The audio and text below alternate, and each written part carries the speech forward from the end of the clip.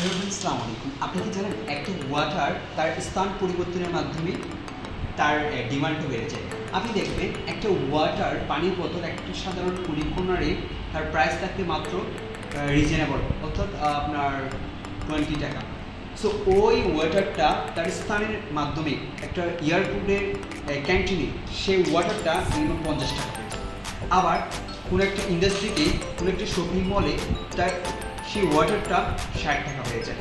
আবার সেই একই ওয়াটারটা অন্য কোনো দেশে এক্সপোর্ট হলে সেটা 100 হয়ে যায়। তো আপনি দেখবেন ঠিক একই, আপনি একজন মানুষ, আপনি নিজের স্কিলটা অ্যাপ্রুভ করেছেন, নিজের নলেজটা আপনি ডেভেলপ করেছেন, ঠিক আপনি তখন ইমপ্রুভ করতে পারবেন যখন আপনি নিজের স্থানটা চেঞ্জ করবেন। কারণ আপনি যদি একই স্থানে সারা জীবন থেকে যান, আপনার কোনো ডেভেলপ হলেও আপনাকে অনেকে ভ্যালু কমে দেবে। আপনি ওই একই জায়গায় থেকে অন্য স্থান চেঞ্জ করবেন যেখানে আপনার ভ্যালু খুব সহজে বেড়ে যাবে। তাই আমি মনে করি আমাদের লাইফটা চেঞ্জ করার জন্য, ইমপ্রুভটা চেঞ্জ করার জন্য স্কিলটাও চেঞ্জ করা খুবই প্রয়োজন। ধন্যবাদ সবাই।